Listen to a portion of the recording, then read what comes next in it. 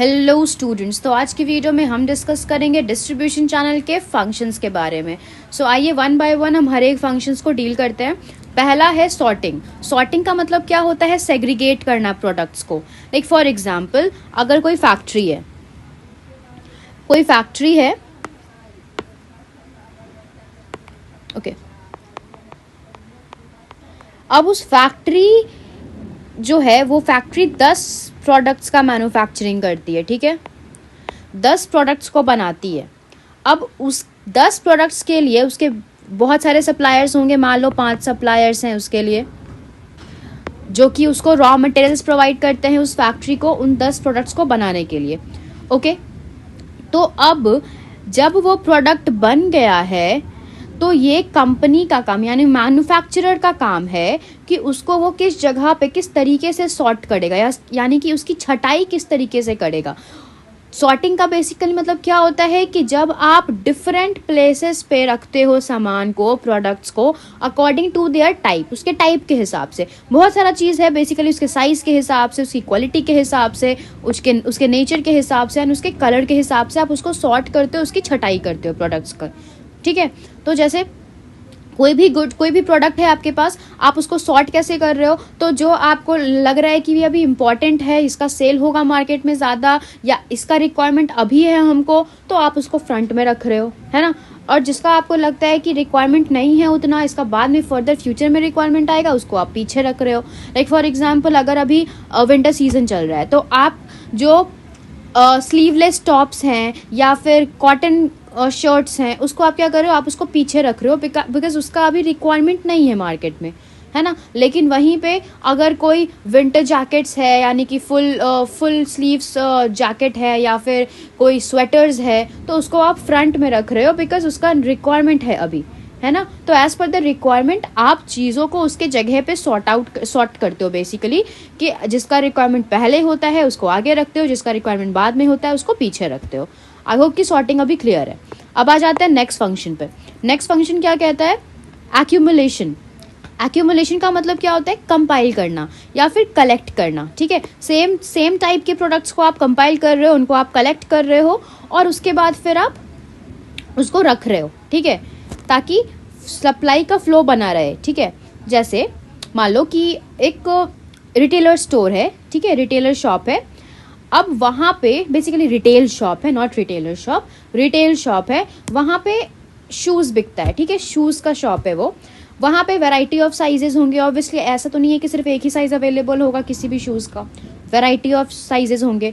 तो अब वहाँ पे साइज़ कौन कौन सा हो सकता है? UK 6 हो सकता है, UK 7 हो सकता है, UK 8, 9, 10, 11 हो सकता है, राइट।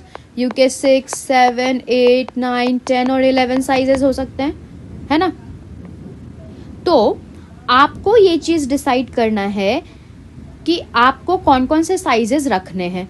ठीक है, ऐसा तो नहीं है कि अगर आप UK सारे साइजेस का रख भी रहे हो तो उसका सिर्फ एक ही पीस रखोगे, ऐसा भी नहीं है, है ना। तो आपको सारे साइजेस भी रखने हैं। तो आपका ये डिसीजन होगा कि आपको कौन से प्रोडक्ट को रखना है, वो आप किस बेसिस पे डिसाइड करोगे। अगर आपका इंडियन स्टोर है तो इंडिया में एवरेज हाइट के बेसिस पे आप रखोगे कि एवरेज हाइट ऐसा है कि जिसमें कि UK 6, 7, 8 ज़्यादा बिकेगा। लोगों का एवरेज हाइट इसी हिसाब से है इंडिया में, तो ये वाले साइजेस जो हैं वो ज़्यादा डिमांड में रहेंगे, है ना।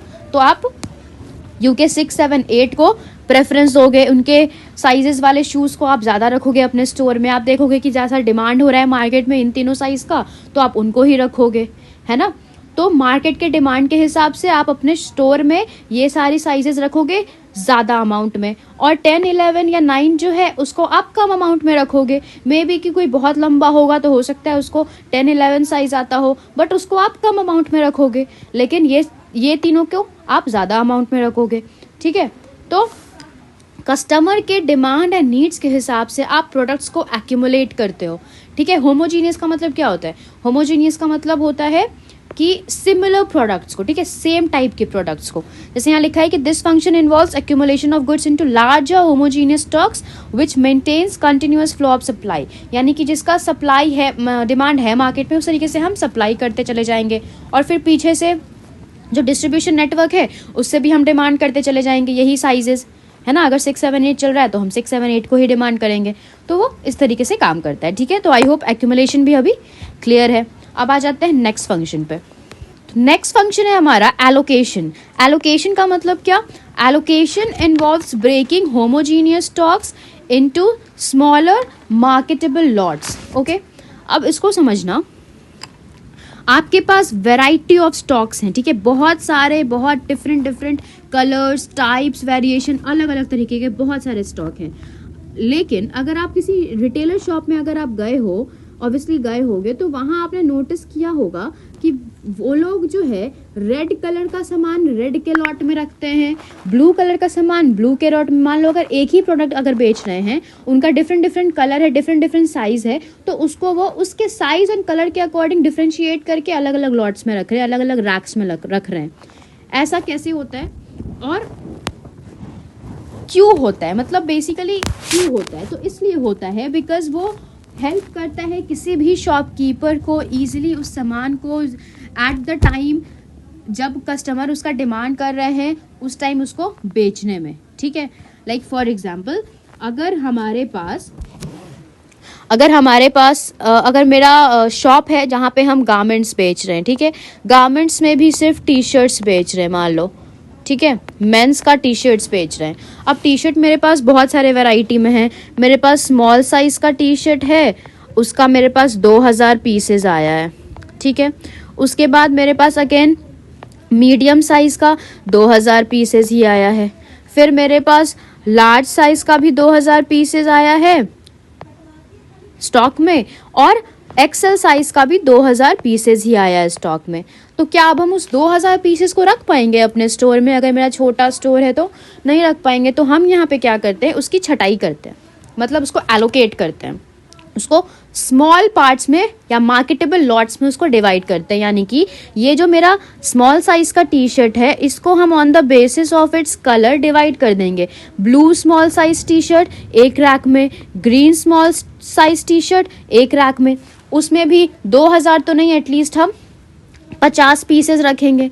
अभी जो हमको डिस्प्ले में रखना है तो हम 50 ही पीस रखेंगे, बिकॉज जब वो 50 खत्म हो जाएगा तो बाकी का जो मेरे पास बचा हुआ है लॉट्स उसको फिर हम लेके आएंगे। बट अभी हम 50 पीसेस रखेंगे, उसको हम फर्दर डिवाइड करेंगे कैसे? ब्लू कलर का स्मॉल साइज एक साथ, ग्रीन कलर का स्मॉल साइज एक साथ, इस तरीके के बाकी कलर्स को भी हम एक साथ रखेंगे। सिमिलरली हम मीडियम, लार्ज और एक्सेल के साथ भी सेम चीज़ करेंगे। ओके, तो ये होता है एलोकेशन, जहाँ पे आप उसके प्रोडक्ट्स को बेसिकली लार्ज स्टॉक में जो प्रोडक्ट आता है उसको मार्केटेबल लॉट्स में आप उसको क्लासिफाई करते हो, यानी कि रखते हो अलग अलग रैक्स में, उसको ब्रेकअप करके, ठीक है, स्मॉल क्वांटिटीज में बेसिकली। तो यहाँ पे क्या हो रहा है, एलोकेशन में आप सामान को बड़े लॉट्स में जो हैं उसको आप छोटा करते हो कम लॉट्स में, यानी कि कम क्वांटिटी में आप अपने स्टोर में रखते हो, ताकि जब कंज्यूमर का डिमांड हो तो आप उसको इजीली बेच सको। ओके, अब नेक्स्ट आता है हमारा असॉर्टिंग। असॉर्टिंग में क्या लिखा है? Middleman procure variety of goods from different sources and deliver them in combination desired by the customers. यानी कि अगर एज अ डिस्ट्रीब्यूशन नेटवर्क हम एक मिडलमैन हैं, तो ऐसा थोड़ा है कि हम सिर्फ एक ही कंपनी का प्रोडक्ट लेंगे, नहीं, हम वैसी कंपनीज का प्रोडक्ट या फिर वैसे प्रोडक्ट्स लेंगे जिनका कि मार्केट में डिमांड है। मेरे पास बहुत सारी कंपनीज का प्रोडक्ट आता होगा, मान लो हम सोप्स भी रखते हैं, मेरे पास शैम्पू है, सारा कुछ है, ठीक है, जितना भी हेयर से रिलेटेड हेयर ऑयल वगैरह वो सारा चीज़ का हम इधर मार्केटिंग कर रहे हैं, मार्केट मतलब बेच रहे हैं, फर्दर हम डिस्ट्रीब्यूशन चैनल में इन्वॉल्व है इन सारी चीज़ों को लेके, ठीक है, एज अ मिडलमैन। तो अब मेरे पास ये सारे वैरायटी ऑफ गुड्स हैं, लेकिन हम इसको डिलीवर किस बेसिस पे कर रहे हैं? जिस बेसिस पे डिमांड है मार्केट में। अगर कस्टमर का डिमांड है इस प्रोडक्ट के लिए तो हम उसको फर्दर डिस्ट्रीब्यूट कर रहे हैं। अब उसमें भी डिमांड पे डिपेंड करता है कि वो कौन सी कंपनी का ज़्यादा डिमांड में है ना। मान लो अगर पैंटीन का ज़्यादा डिमांड में है तो सनसिल्क को कम बेचेगा, पैंटीन को ज़्यादा बेचेगा। तो वो डिमांड के ऊपर डिपेंड करता है कि कस्टमर का कैसा डिमांड है उस प्रोडक्ट को लेके, उस हिसाब से मिडलमैन उसको आगे फर्दर डिस्ट्रीब्यूशन नेटवर्क में लेके जाते हैं, ठीक है, डिलीवर करते हैं। अब नीचे क्या लिखा है? A retailer collects a variety of consumers goods and deliver them to their households. और उसके बाद वो जो मिडलमैन है वो फर्दर डिस्ट्रीब्यूशन चैनल में आगे लेके गए, रिटेलर तक सामान पहुंचा और रिटेलर फिर कंज्यूमर को अल्टीमेटली उनका डिमांड किया गया गुड्स को दे देता है, ठीक है।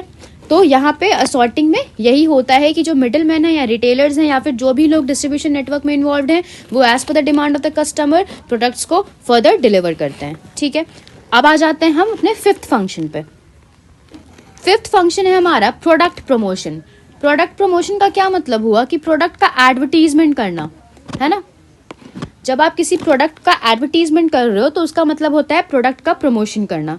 Like as a middleman, मान लो कि कोई कंपनी है, मान लो सैमसंग है, ठीक है, तो बहुत सारा ऐसा रिटेल स्टोर होगा जहाँ पे आपने देखा होगा कि उस शॉप में, उस रिटेलर शॉप में, शॉप का नाम छोटे से लिखा है, साइड में बहुत सारी कंपनीज का लोगो है, सैमसंग है, वीवो है, ओप्पो है, बहुत सारे ऐसे स्टोर्स होते हैं जहाँ से अगर आप मोबाइल परचेज करने गए तो वहाँ स्टोर का नाम भले ही छोटा सा लिखा हो लेकिन ये कंपनीज का नाम बड़ा बड़ा लिखा होता है। क्यों ऐसा होता है? बिकॉज जो कंपनीज हैं वो अपने प्रोडक्ट के लिए प्रमोशन करवाती है। ठीक है, आप जो है वो ऐसे प्रोडक्ट्स को रखोगे जिसका की प्रमोशन करवाया गया है आपके द्वारा। ठीक है, यानी कि समटाइम्स आप देखे होंगे कि बहुत सारे प्रोडक्ट्स ऐसे होते हैं डिस्प्ले में लगे होते हैं और कस्टमर्स इवन आप रिटेलर्स इवन आपको बोलते भी हैं कि आप इसको परचेज कीजिए, इसका बहुत अच्छा फीडबैक आया है, लोगों ने इसे बहुत खरीदा है। तो यहाँ पे रिटेलर्स आपको एडवाइस भी कर रहे हैं उस प्रोडक्ट को खरीदने के लिए, तो यहाँ पे भी प्रोडक्ट प्रमोशन हो रहा है। ठीक है, उसके बाद आप जब स्पेशल डिस्प्ले में रखते हो या डेमोन्स्ट्रेशन दिखाते हो कि देखो ये ऐसे चलेगा, कोई न्यू प्रोडक्ट है उसका आप डेमोन्स्ट्रेशन दिखा रहे हो, तो यहाँ पे आप प्रोडक्ट का प्रमोशन कर रहे हो। कंपनी ने आपको पैसा दिया है, बदले में आप उसके प्रोडक्ट को, उस कंपनी की प्रोडक्ट को आप यहाँ पे प्रमोट कर रहे हो। ठीक है, ताकि क्या हो, उस कंपनी का सेल इंक्रीज हो, उस प्रोडक्ट का सेल इंक्रीज हो। ठीक है, तो इसको हम लोग कहते हैं प्रोडक्ट प्रमोशन। ये भी एक डिस्ट्रीब्यूशन चैनल का फंक्शन है। ऐसा नहीं है कि सिर्फ रिटेलर्स ही ये काम करते हैं, मिडिल मैन भी ये काम करते हैं। ठीक है, एडवर्टाइज करते हैं और बहुत सारे रिटेलर शॉप में इसका एडवर्टीजमेंट थोड़े ना मैन्युफैक्चरर पर्सनली जाके सारे होर्डिंग्स लगाता है रिटेलर शॉप में अपनी कंपनी का, नहीं, वो कौन करता है, वो मिडिल मैन के थ्रू ही ये काम करवाता है। ठीक है, तो ये हो गया हमारा फिफ्थ फंक्शन। सिक्स्थ आता है नेगोशिएशन। नेगोशिएशन का मतलब क्या होता है? बार्गेनिंग करना। तो यहाँ देखिए लिखा है they negotiate and try to reach agreement on price and other terms of sale. यानी कि एक मैन्युफैक्चरर से लेके अल्टीमेट रिटेलर तक सामान जो पहुंच रहा है, या कह सकते हो कंज्यूमर तक जो सामान पहुंच रहा है, तो इस कंज्यूमर के पास जो प्रोडक्ट पहुंच रहा है, जिस प्राइस में पहुंच रहा है, उसे बहुत कम प्राइस में ये प्रोडक्ट बना हुआ है। ठीक है, लेकिन क्योंकि ये पूरा प्रॉपरली डिस्ट्रीब्यूशन चैनल फॉलो करते हुए आगे गया है, तो यहाँ पे प्राइस की बार्गेनिंग हुई है, प्राइस का नेगोशिएशन हुआ है। ठीक है, लाइक समझो इसको एक एग्जाम्पल के through. Just a second, let me just erase all these. Okay, तो देखो, मान लो कि एक मैन्युफैक्चरर है, मैन्युफैक्चरर कोई प्रोडक्ट बना रहा है, उसको बनाने में 100 रुपये लग रहा है। ठीक है, अब वो बेचेगा इसको मिडिलमैन को या डिस्ट्रीब्यूटर को, मान लेते हैं। ठीक है, डिस्ट्रीब्यूटर को बेच रहा है, वो कितना रुपए चार्ज कर रहा है? वो बोला कि हम 300 रुपये में बेचेंगे। मैन्युफैक्चरर बोला डिस्ट्रीब्यूटर को, तो डिस्ट्रीब्यूटर बोला कि नहीं, हम 300 तो नहीं पे करेंगे, आप हमको 150 में दे दीजिए। तो मैन्युफैक्चरर बोला कि नहीं 150 में तो नहीं, 200 में दे देंगे। ठीक है, तो यहाँ क्या हो रहा है? बार्गेनिंग हो रही है।